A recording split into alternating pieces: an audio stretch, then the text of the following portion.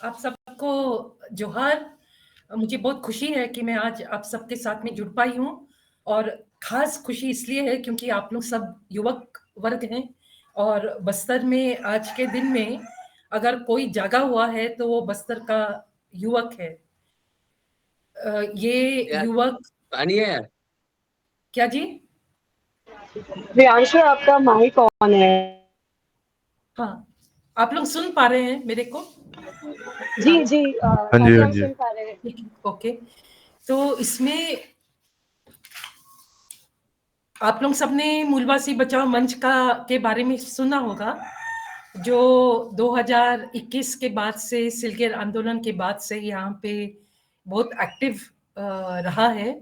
और सिलगेर में क्या हुआ था वो भी आप लोग जानते होंगे, जहाँ पे एक ओवरनाइट एक कैंप आ गया था और सिलगेर के लोगों को पता नहीं था और उन्होंने दूसरे दिन जैसे यहाँ आदिवासी लोगों का जो रीत रिवाज के मुताबिक पूरे सियान लोग जाते हैं, सियान मतलब जो एल्डर्स हैं पूरे कम्युनिटी के, तो 40 लोग वहाँ गए, वार्तालाप भी करने के लिए गए, मगर उन पर भी लाठियां इत्यादि बरसाई गई और उसके बाद में दिनों दिन वो खूब विरोध बढ़ता रहा लोगों का।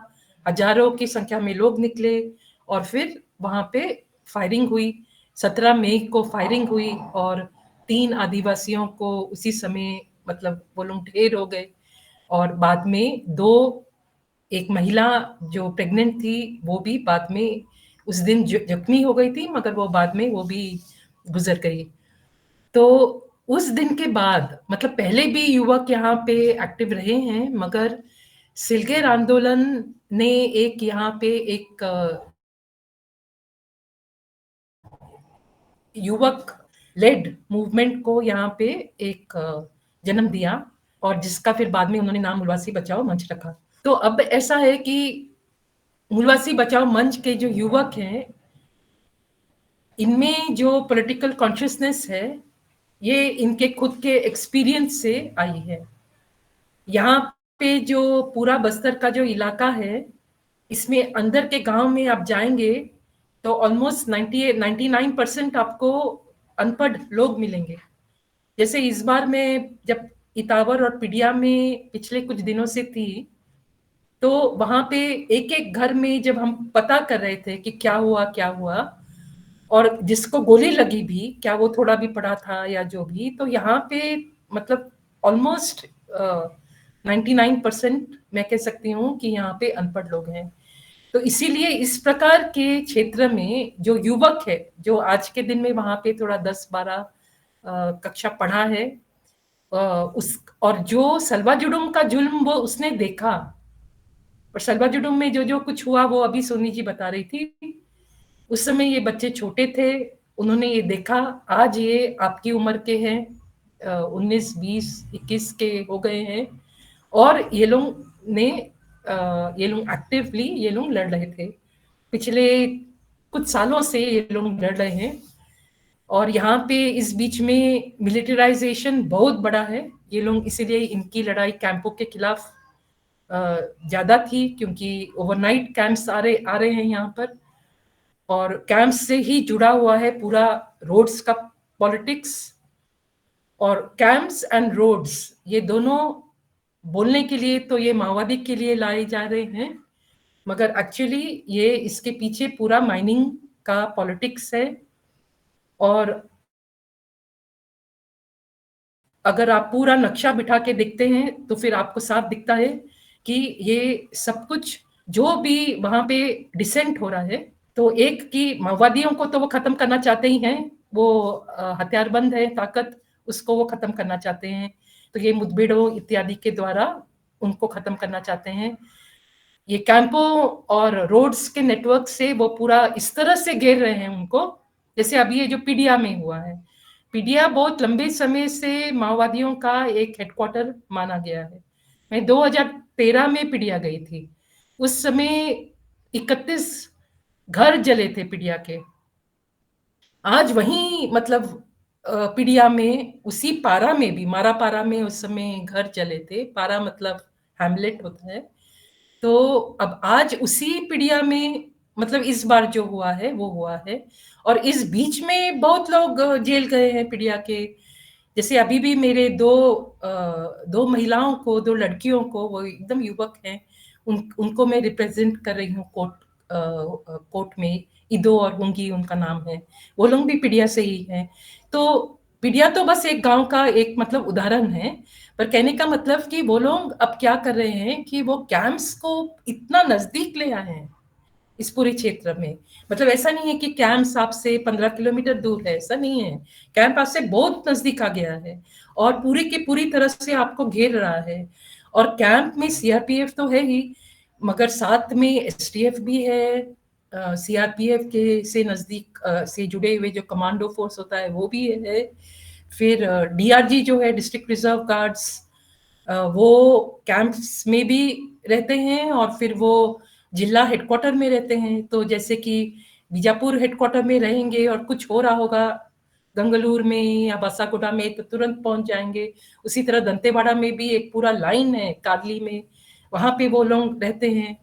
अगर आप कभी इनके थानों में जाएं तो आपको दिखेगा कि, और रास्ते में भी कई बार आपको रोड में दिखता है, मोटरसाइकिल का एक पूरा का पूरा लाइन, अगर वो जा रहे होते हैं तो चल मतलब एक मोटरसाइकिल, दो मोटरसाइकिल, और सब मतलब पकड़े हुए, बैकपैक लिए हुए। हाँ, आपको ये इस तरह का चित्र पूरा दिखता है। तो ये भी एक तरह का ऑक्यूपेशन ही है। और इस तरह से मतलब जो मैं कह रही हूँ कि माओइस्ट के नाम पर, हाँ, कि माओइस्ट को उनको ये करना है, मगर उनके पीछे की राजनीति सडनली उसमें माओइस्ट भी हैं। कोई भी डिसेंट, नॉन वायलेंट डिसेंट, इसलिए मूलवासी का मैंने जो आपको उदाहरण दिया क्योंकि वो एक ओपन एंड डेमोक्रेटिक मीन्स से लड़ने की ये युवकों की पूरी कोशिश रही, इतने साल रही। उन्होंने गांव गांव मतलब अनेक, एक टाइम में तो शायद 20, 25, 30 जगह में उनके धरने चल रहे थे। और पुलिस का पूरा समय कभी धरना ध्वस्त कर रहे हैं, कभी उनके कार्यकर्ताओं को पकड़ा जा रहा है। कहीं कहीं गांव गांव से फोन आ रहा है कि इसको पकड़ा, उसको पकड़ा। हाँ, तो इस तरह से पूरा मतलब यहाँ पे वातावरण यहाँ पे रहा है। और इसके पीछे में जो, इसको हम नहीं भूलें कि इसके पीछे क्या है, तो इसके पीछे माइनिंग है। और ये बहुत साफ साफ दिखता है। जैसे अभी भी ये जो बेलाडीला का जो पहाड़ी है, ये बहुत एनकाउंटर्स जो अभी हो रहे हैं बीजापुर में, ये सब उस पहाड़ी से बहुत दूर नहीं हो रहे हैं। और ये जो अभी 1 जनवरी से खास करके ये एनकाउंटर्स तो पहले भी हो रहे थे। So starting from Salwa Judum time, हाँ, तो उस समय तो डायरेक्ट किलिंग्स हो ही रहे थे, कुछ एनकाउंटर्स भी हो रहे थे। तो वो, इससे फर्क नहीं पड़ता, इसको आप कोई भी नाम दे दे, क्या बोलते हैं अभी, प्रहार या जो भी अलग अलग अलग तरह तरह के नाम वो दे रहे हैं। गांव के लोगों को थोड़ी जो पता है ये प्रहार है कि क्या है, कगार है कि आ, कौन सा हंट है, वो फर्क नहीं पड़ता है। पर पॉइंट क्या है कि नीचे के लेवल में वो कैसे एक्सपीरियंस कर रहे हैं इस वायलेंस को। तो वो तो यही देख रहे हैं कि ये कंटिन्यू हो रहा है वायलेंस, और ये इंटेंसिफाई हो रहा है वायलेंस। और इससे कुछ भी उनको, जिसको बोलते हैं रिस्पाइट, उनका नहीं है। तो अभी हम पिडिया इतावर ले लें तो पिडिया इतावर से ही नजदीक में 10 किलोमीटर की दूरी में मुदवेंडी है। तो 1 जनवरी से जो घटना घटी वो मुदवेंडी से ही शुरू हुई, जिसमें वो 6 महीने की बच्ची मारी गई थी। वो आंगन में उसकी माँ उसको लेकर खड़ी हुई थी। और 1 जनवरी में वहां रोड लाने वाले थे, और उसी बीच में एक तरफ से गोली आती है, बच्ची को लग जाती है।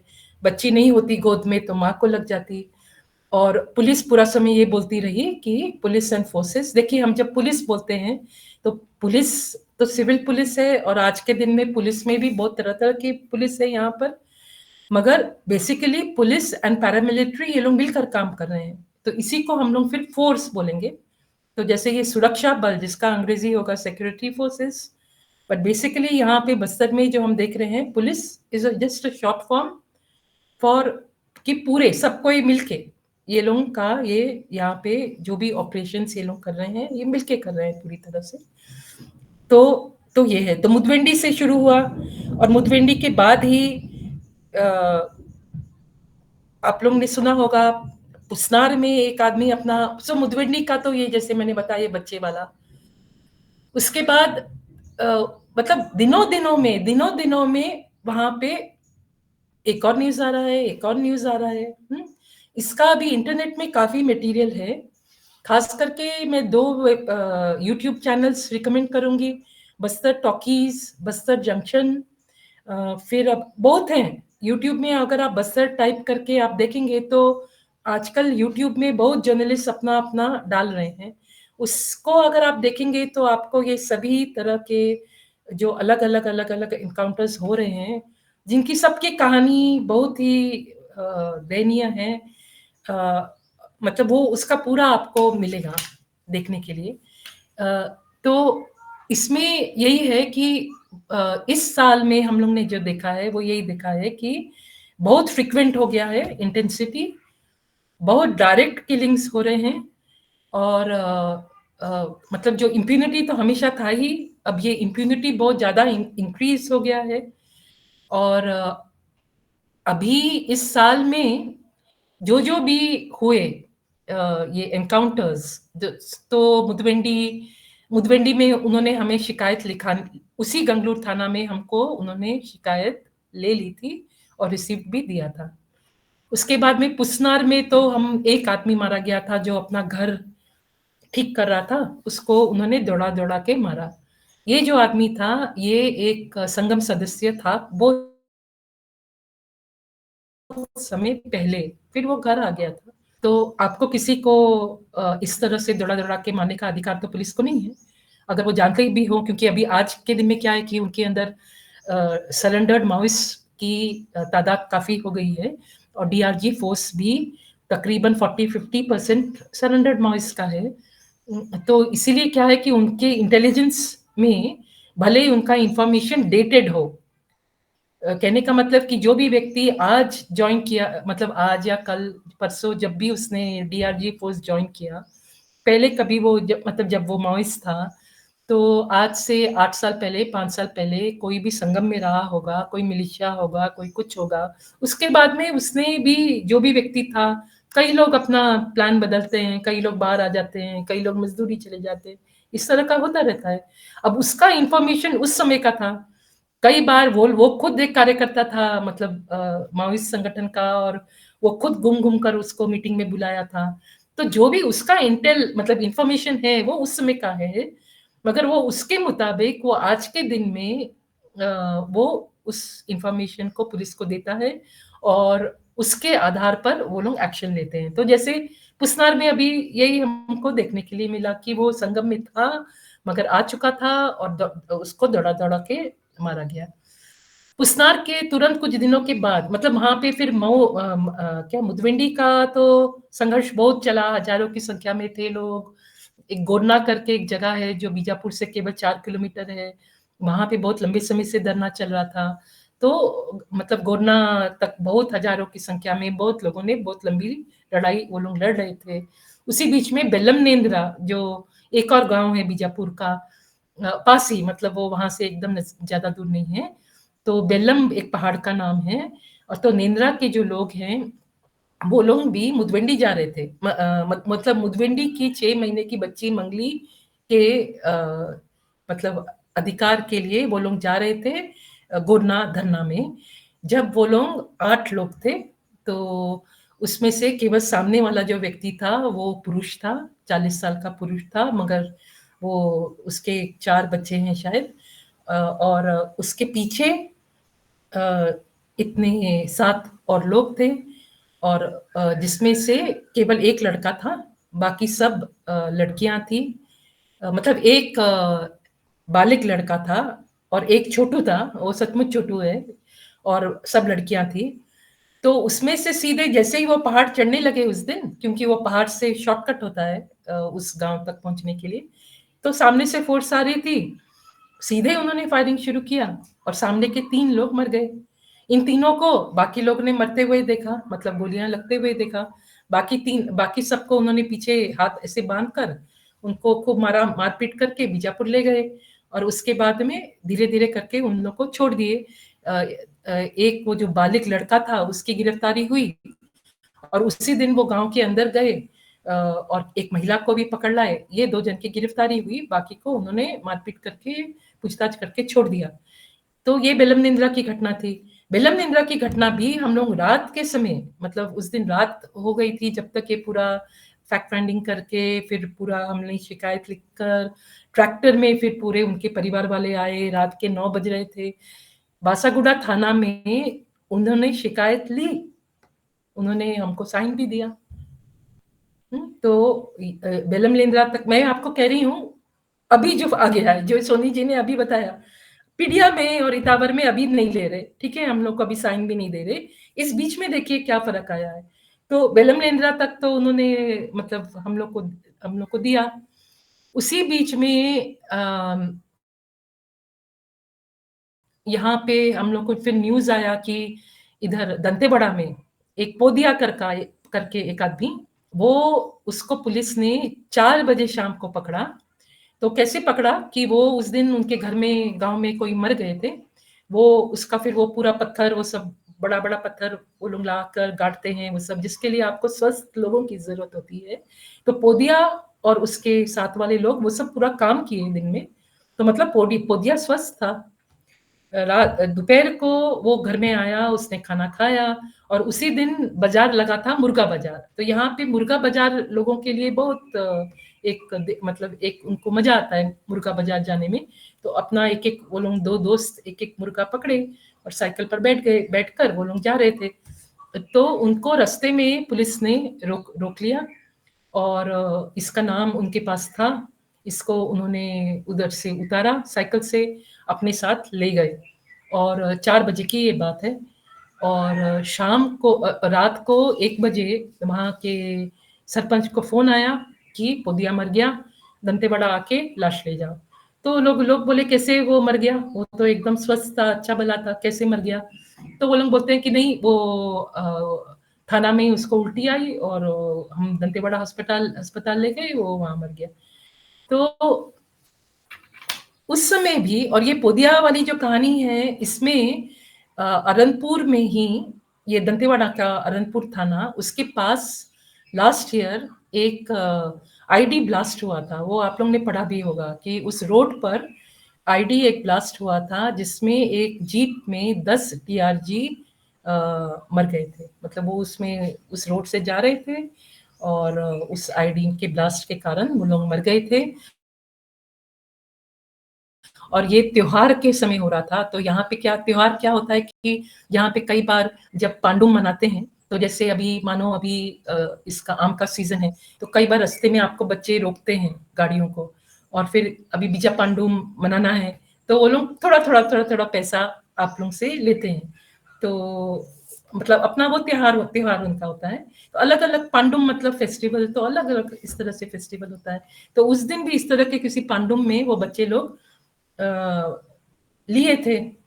उसके बाद थोड़े ही दूर में जाके वो गाड़ी का आईडी से में ये हो गया, ब्लास्ट हो गया और पूरे के पूरे 10 टीआरजी मर गए। तो उसके बाद फिर क्या हुआ कि पुलिस ने बच्चों को बहुत घेरा कि ये तो बच्चे भी इसमें मिक्स होंगे, ये लोग रिकी कर रहे होंगे। और उसके बाद उन्होंने, जैसे हमेशा हर माओइस्ट एक्शन के बाद ऐसा ही होता है कि वो लोग फिर जहां घटना घटती है उसके आसपास के सब लोगों को वो लोग पकड़ते हैं। और फिर वो लोग देखते तो नहीं है, केवल जो उनको संदिग्ध लगता है उसको पकड़ते हैं। तो जब संदिग्ध कौन लगेगा, संदिग्ध मतलब सस्पिशियस। कौन सस्पिशियस लग सकता है? जो हट्टा कट्टा है, थोड़ा यंग है, हाँ, तो कोई भी संदिग्ध लग सकता है बेसिकली। ऐसी स्थिति है यहाँ पर। तो यहाँ पे तो हट्टा कट्टा होना भी, मतलब थोड़ा अच्छी हेल्थ होना भी यहाँ पे बहुत तकलीफ है। तो आप अगर युवक हैं, आपकी अच्छी हेल्थ है, या अगर आप थोड़े बोलने में थोड़ा ज्यादा हो, तो भी आपको पकड़ा जा सकता है, आप संदिग्ध हो सकते हो, आप उनके साथ मिले हुए हो सकते हो। तो उस दिन भी इन्होंने सबको इस तरह से घेरा था, मतलब लोगों को, उधर के गांव को में से कई लोगों को अरेस्ट किए थे। उसी अरेस्टिंग में उन्होंने पोदिया के घर से 3 उसके भाई, मतलब वो लोग 4 भाई हैं, 4 भाई में से 3 भाई का उन्होंने अरेस्टिंग किया था। और उसके बाद ये जो पोदिया है, खुद पोदिया को भी ले गए थे प्रश्न करने के लिए, पूछताछ करने के लिए, और किसी कारणवश उन्होंने पोदिया को छोड़ दिया था। तो पोदिया का ऑलरेडी क्वेश्चनिंग हो चुका था, फिर से पोदिया को क्यों पकड़े ये समझ में नहीं है, और क्या वो उससे जानना चाह रहे थे। खैर, तो पोदिया वाली बात में ये पूरी कहानी मैंने आपको फिर से इसलिए बताई क्योंकि पोदिया वाली बात में भी हम लोगों ने कंप्लेंट दिया और उन्होंने कंप्लेंट लिया, ठीक है, वो उधर ही अस्पताल में ही लिया। उस समय तो बकायदा वो एसडीएम मैडम उसको पूरा मजिस्ट्रियल, मतलब वो चीफ जुडिशियल मैजिस्ट्रेट ने इमीडिएटली उसको अपने संज्ञान में लेकर उसका जांच, वो खुद वहां पोस्टमार्टम के समय थी, और उसने ये और वो मतलब सो बेसिकली उसमें प्रोसीजर फॉलो किया गया, और जो लोगों ने कंप्लेन दिया वो कंप्लेन लिया गया, उस पर साइन किया गया, और उसके बाद में प्रोसीजर के मुताबिक उनके बयान कोर्ट में भी हुए, उनके बयान ऑफिस एसपी ऑफिस में भी हुए, ठीक है। फिर उसके बाद एक इंसिडेंट हुआ, तो ये तो दंतेवाड़ा का था। उसके बाद एक इंसिडेंट होता है फिर से बीजापुर में, बीजापुर डिस्ट्रिक्ट में, वो है इंद्रावती नदी के उस पार के गांव भैरमगढ़ तालुका, और ये होता है मार्च में। तो मार्च में क्या होता है कि एक वहां पे अंदर में एक, अच्छा एक चीज मैं बोलना चाहूंगी कि हर एक इस तरह के इंसिडेंट में, इस पूरी स्थिति में उन्होंने, पुलिस हमेशा अपना एफआईआर जो करती है उसमें वो हमेशा फिर क्रॉस फायरिंग का बात कर रही थी। तो उसमें वो एक इंसिडेंट था जिसमें उन्होंने माना कि हाँ एक सिविलियन मारा गया। तो उस इंसिडेंट में क्या हुआ था कि ये जो लड़का था ये बोडगा गांव का था, ये बोडगा गांव का एक युवा, मतलब यंग था, 19 ईयर्स ओल्ड, और वो शादीशुदा था, और उसकी एक छोटी 8 दिन की बच्ची थी, और वो 8 दिन की बच्ची के लिए उसका नामकरण जो करते हैं, नेमिंग सेरेमनी के लिए वो इंद्रावती नदी तक आया था, जहां पे उस नदी के पास वाले गांव में उसकी बुआ रहती थी। तो बुआ के वहां वो मुर्गा लेने आया था, हाँ, तो साइकिल पर आया था सुबह सुबह मुर्गा लेने के लिए। उसके बोडगा गांव में, गांव अक्सर यहाँ पे बहुत बड़े होते हैं, तो उसके बोडगा गांव में किसी छोर में कहीं पे उस दिन क्रॉस, मतलब मुठभेड़ हुई थी। ऐसा नहीं है मुठभेड़ नहीं हुई थी, मुठभेड़ हुई थी, फोर्स बहुत अंदर गई थी। तो इसीलिए जब फोर्स अंदर गई थी तो फोर्स बाहर भी आ रही थी। तो जब ये लड़का अपनी बुआ के घर था, बातचीत किया, फिर जब देखा कि फोर्स चली गई 12 बजे, तब उसकी बुआ बोली थोड़ा खाना खा लो, तो बोला कि ठीक है मैं नहा के आके खाता हूँ। तो वो अपने ही एक वहीं पे एक रिश्तेदार के साथ में वो नदी तक गया, और नदी मतलब एकदम नदी घर के पास ही वहां तक गया, और उस बीच में ये जो फोर्स ने इंद्रावती क्रॉस किया था नदी को, तो वो उसी साइड थी। तो वहां से गोलियां चली, और 2 गोलियां चली, एक तो मिस हो गई, और दूसरी गोली उसको इधर लगी, इधर और इधर से निकल गई, और वो वहीं पे वो मर गया। तो उसका नाम रमेश था, रमेश ओयाम। अब जैसे इस तरह की स्थिति में भी, मतलब पूरा समय वो लोग जो मेंटेन करते हैं स्टोरी क्रॉस फायरिंग की, वो क्रॉस फायरिंग में मारा गया। इसमें भी बोला जा रहा था बहुत समय तक कि ये क्रॉस फायरिंग में ही मारा गया है। फिर धीरे धीरे वो लोग इतना माने कि वो सिविलियन था। क्यों? क्योंकि उसका जो भाई था इस रमेश का, वो एसटीएफ में था। तो वो उधर ही भैरमगढ़ थाना में ही वो एसटीएफ में था, उसी का भाई। तो क्योंकि उसका भाई था इसीलिए वो भी बोला कि नहीं ये तो सिविलियन है। तो उसके बाद उनको मानना पड़ा कि ये सिविलियन था, और उस केस में भी उन्होंने जो शिकायत थी वो ली और साइन भी दिया। तो ये था उधर।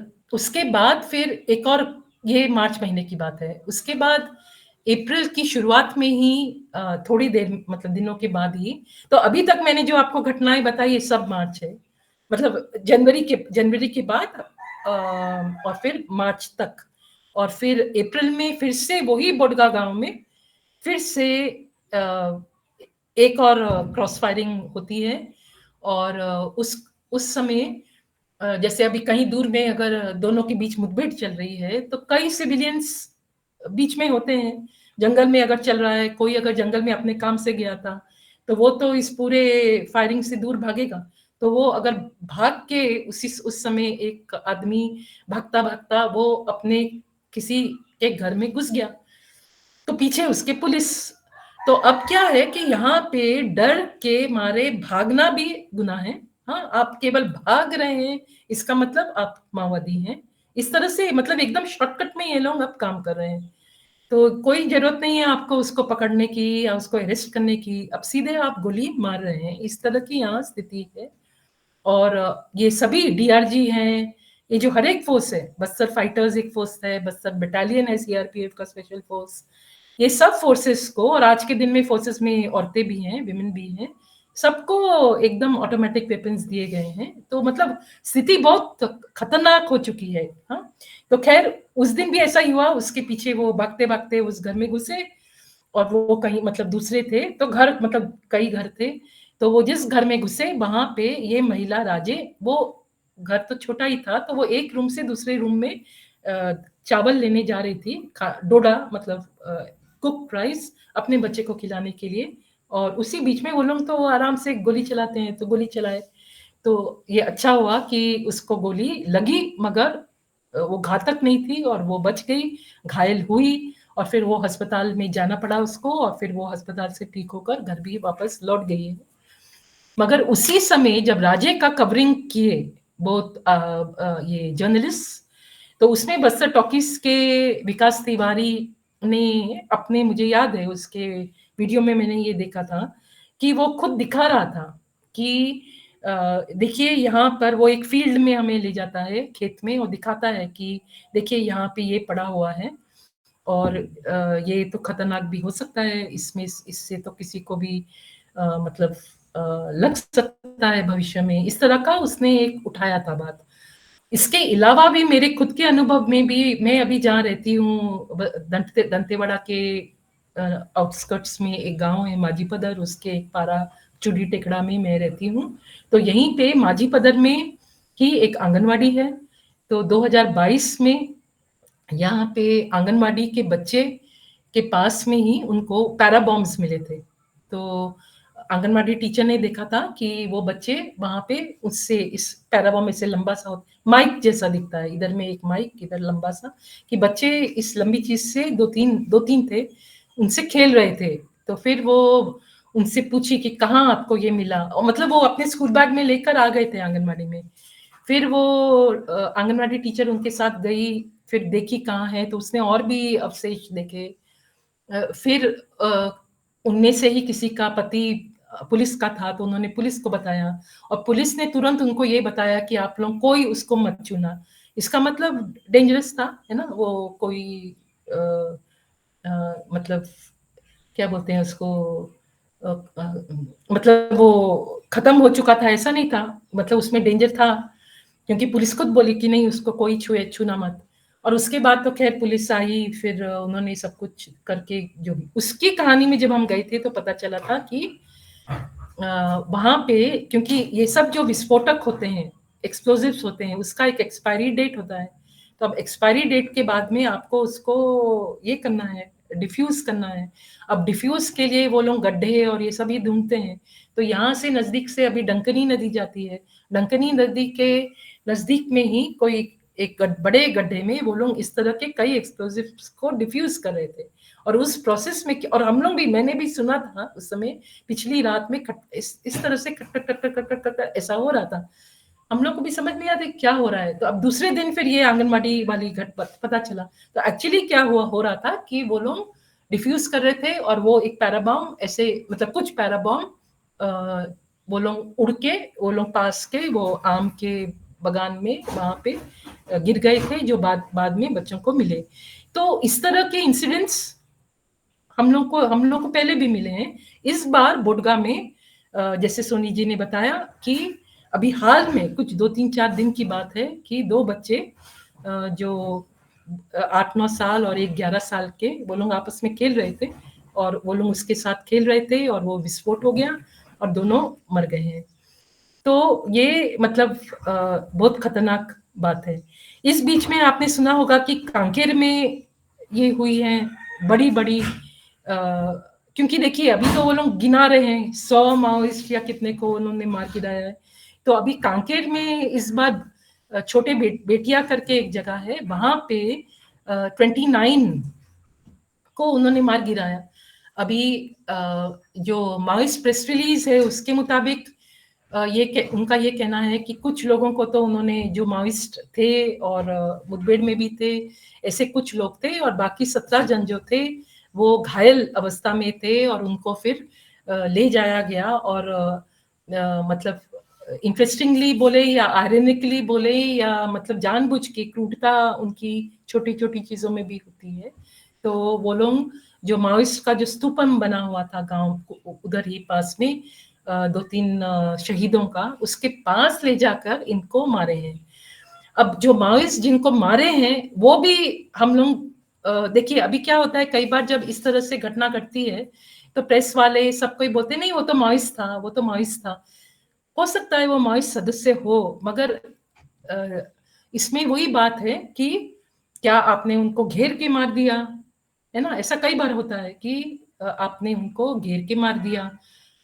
वो लोग जैसे अभी छोटे बेटिया में ऐसा सुनते हैं कि 2 दिन से उनकी मीटिंग चल रही थी और उनको पता नहीं चला किसी कारणवश, तो कुछ इंटेलिजेंस का कुछ हुआ होगा और उसको उनको इस तरह से मतलब अचानक जब वो लोग घेर लिए तो इन्होंने कुछ विरोध करने की कोशिश की मगर ज़्यादा तो नहीं कर पाए होंगे और तो इस तरह की जो जो टाइप का इंसिडेंट होता है उसमें ज़रूरी नहीं है कि वो बहुत क्लियरली एक मुठभेड़ के डेफिनेशन में आएगा क्योंकि ये तो ये बात है कि अगर आप किसी को ओवर पावर कर पाए तो आपने उसको ओवर पावर करके अरेस्ट किया कि नहीं किया, है ना?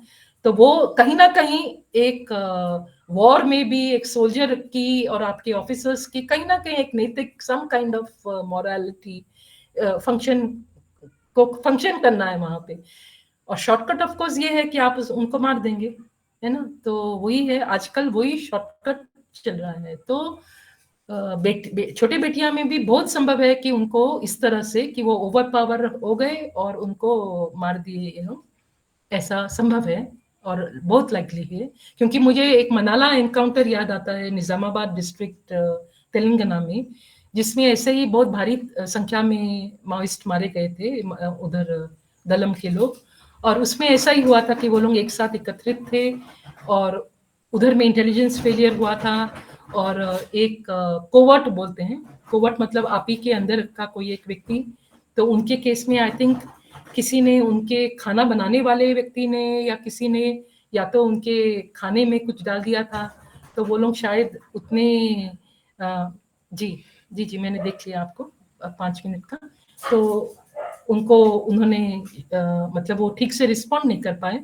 लड़ नहीं पाए और वो लोग मारे गए तो इस तरह के ऑपरेशंस होते रहते हैं तो छोटे बेटिया में ही बाद में नारायणपुर में के छोटे बेटिया के पास नारायणपुर में एक और एनकाउंटर हुआ अभी हाल में जो भी ये यूट्यूब चैनल्स में है जिसमें 10 लोग मारे गए जिसमें से 4 ग्रामीण हैं तो और अभी जो लेटेस्ट है ये बीच में यहाँ कोरचोली भी हुआ था जिसमें भी यही था कि पहाड़ में 4 लोग थे वो माओइस्ट थे बाकी लोग वहां से थोड़े भाग कर नीचे आए थे पहाड़ के और वो लोग सिविल ड्रेस में थे हो सकता है वो लोग माओइस्ट सदस्य रहे हों मगर उनको वो लोग घरों में छुप गए थे उनको घरों से खींच कर मारा गया और उसी समय एक महिला का बलात्कार किया गया और उसको मारा गया और वो उसी गांव की थी वो गूंगी थी और उसको भी माओइस्ट की जो लिस्ट है जो सरकार की उसमें भी उसको दिखा रहे हैं तो उसी समय एक और व्यक्ति महुआ बिनने गया था उसको भी मार दिया और वो भी सरकार की लिस्ट में उसको भी माओइस्ट दिखा रहे हैं तो और अभी जो लेटेस्ट है वो है ये इतावर और पिडिया वाला जिसमें 10 लोगों को वो लोग तेंदुपत्ता इकट्ठा कर रहे थे तेंदुपत्ता आप लोग सब जानते ही होंगे जिससे बीड़ी बनता है तो ये तेंदु सीजन है तेंदु सीजन में शॉर्ट सीजन होता है ये उनके इकोनॉमी हाउस होल्ड इकोनॉमी के लिए बहुत इम्पोर्टेंट होता है। इसमें एक परिवार 20-25 हज़ार 30 हज़ार कमा पाता है मिलकर। तो इस सीजन में सब लोग निकलते हैं अपना पत्ता इकट्ठा करने के लिए, और इस बार जो हमने देखा है कि दिन दहाड़े उनको घेर के उनको मारा गया है। कहीं मतलब ज़्यादा कुछ कोई एक साथ, कहीं कहीं एक दो करके। इसके अलावा 6 घायल हुए और इसके अलावा 7-8 लोग गिरफ्तार हुए। गांव में भी एक नाबालिग बच्चा अभी भी 3 गोलियों का शिकार हुआ, घायल पड़ा है वहां पर, जिसको हम लोग की कोशिश है कि उसको बीजापुर लाकर उसका पूरा इलाज हो। वो डर रहा है बीजापुर आने से, क्योंकि उसको यही डर है कि उसको उठा लिया जाएगा पुलिस द्वारा। तो यहाँ पे ये स्थिति बनी हुई है और बहुत ही गंभीर है। और यहाँ पे अब डायरेक्ट वायलेंस हो रहा है, दिन दिहाड़े हो रहा है। क्योंकि ये दिन में हो रहा है, ये बहुत इंपॉर्टेंट बात है, क्योंकि आपने सुना होगा पहले भी बस्तर में बड़े बड़े नरसंहार हुए हैं। वो मोस्टली रात में हुआ करते थे, जैसे कि एडेस्मेटा जो हुआ था 2013 में, जिसमें 8 लोग मारे गए थे। और साकेगुड़ा जो 2012 में हुआ था, जिसमें 2017 लोग मारे गए थे, वो रात में हुआ था। ये जो कांड हुआ है ये दिन में हुआ है। और इसमें जैसा कि अभी बताया, सोनी जी ने भी बताया कि इसमें इस बार मतलब ये जो इस बार नया ये हुआ है कि शिकायत नहीं ली जा रही है। और उन्होंने साफ साफ ये कहा, मतलब बहुत लड़े इधर जो थाना है उसका, गंगलोर थाना, वहां पे 5 घंटे तक बैठे, रात को 9 बजे तक। और वो नहीं ले रहे थे। फिर दूसरे दिन एसपी ऑफिस में के सामने हम लोग खड़े रहे 2-3 घंटा। फिर बहुत मुश्किल से एसपी हम लोग को मिला। वो भी यही बोला कि हम नहीं लेंगे, ना ही हम उस पर रिसीव देंगे। और क्यों नहीं लेंगे? क्योंकि इसका एफआईआर हो चुका है और एसडीएम इंक्वायरी चल रही है। तो इसमें क्या है कि एफआईआर तो हो चुका है, क्योंकि ये हम जानते हैं, क्योंकि after every fake encounter police तुरंत अपना एफआईआर कर लेती है, जिसमें वो अपनी कहानी लिखती है। मगर अभी तक जब शिकायत एक्सेप्ट की जाती थी, उसका औचित्य ये था कि लोगों का जो वर्जन था वो भी कम से कम शिकायत के रूप में तो वहां दर्ज हो, क्योंकि सर्वाजुड़ूम के समय में कोई नहीं जाता था शिकायत लिखाने के लिए।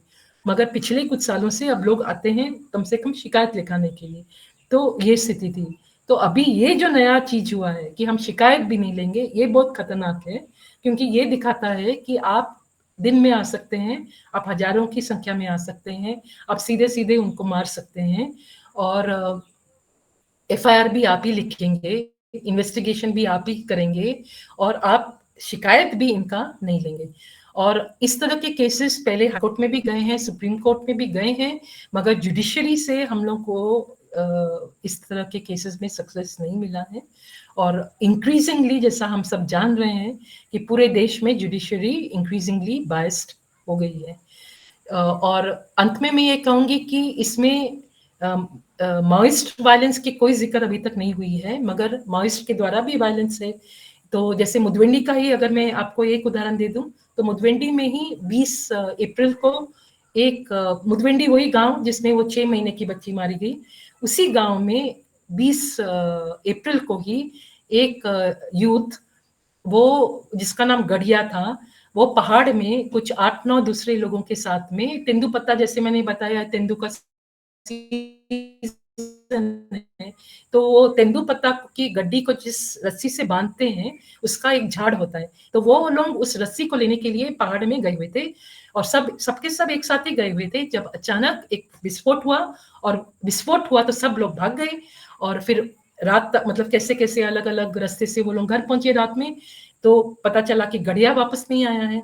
और फिर रात को तो कोई गया नहीं फिर से उसको देखने के लिए। दूसरे दिन सुबह वो लोग गए वहां देखने के लिए, तो देखे कि गढ़िया वहां पे मरा हुआ था, बहुत खून बह चुका था, इसलिए वो, नहीं तो वो तुरंत जाते तो बच भी जाता, मगर उसका एक पैर और एक हाथ पूरी तरह से ये था, बहुत खून बह चुका था, तो गढ़िया मर गया।